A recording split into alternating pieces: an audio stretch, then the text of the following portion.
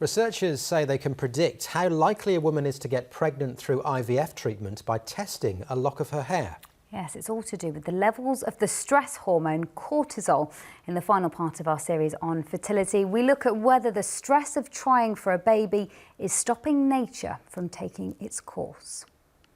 When you first get told you can't have kids, it's like, oh, well, what's the point now? You know, that's my future. You just think you're less of yourself. Still, only around 35% of couples who go through fertility treatment end up becoming parents. Katie and Matthew from Sutton Coldfield were told they'd never conceive naturally because of Matthew's low sperm count. They had a cycle of treatment known as ICSI on the NHS, where the best single sperm is chosen and injected into the middle of the egg. And we had Ethan at the time put back, and that gave us Ethan. And then we had Isabel and Arthur were frozen at 3-day-old embryos. And then that was it. We sold our house and we decided to move, and then shock, Edward came along, totally naturally this time. Matthew believes that the relief of having completed their family could explain Edward's unexpected arrival. I would say a good 80–90% of it was I was just stressed and upset with myself. I felt really down on myself, thinking it was always my fault or why this couldn't happen.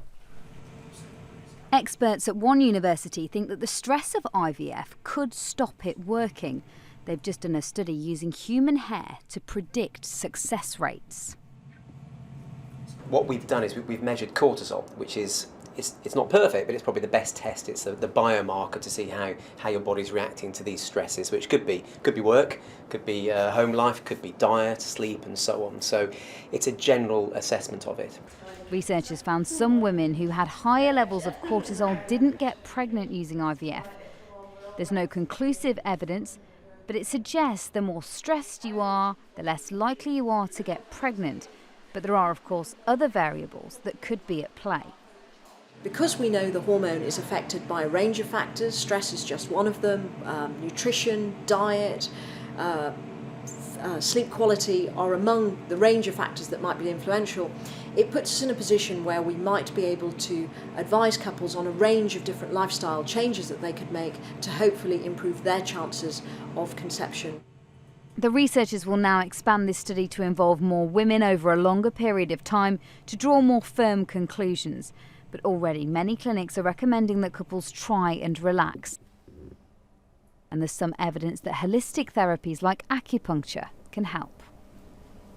So through an IVF cycle, there's an awful lot of side effects that come with the downregulation drugs and the stimulation drugs, and we, using acupuncture or other complementary therapies, are able to help with the side effects, perhaps of headaches, mood swings, just to feel more comfortable within. Important things for females trying to get pregnant is being of an average normal weight, not too thin and certainly not overweight, taking moderate but not excessive exercise. They need to have a good balanced diet which contains lean protein, things like chicken and fish, and leafy vegetables. Everybody knows that you have to stop smoking when you're pregnant, but what a lot of people don't realise is that by smoking, they are effectively prematurely ageing their ovaries.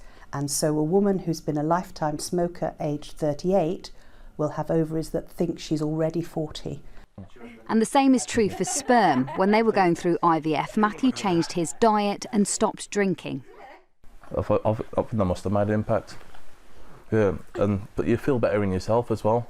You don't feel as worn out as what it was before, as well. It just makes it. I think it's the more healthy living, helps everything.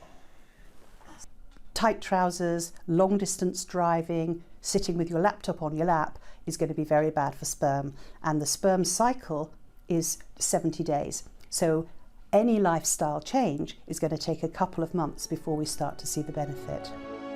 Scientists, clinicians, dietitians and parents all seem to agree that stress and lifestyle are important when trying to have a baby. Nature or nurture, it seems that looking after number one is in some way preparing couples for parenthood. Stacey Foster, ITV News.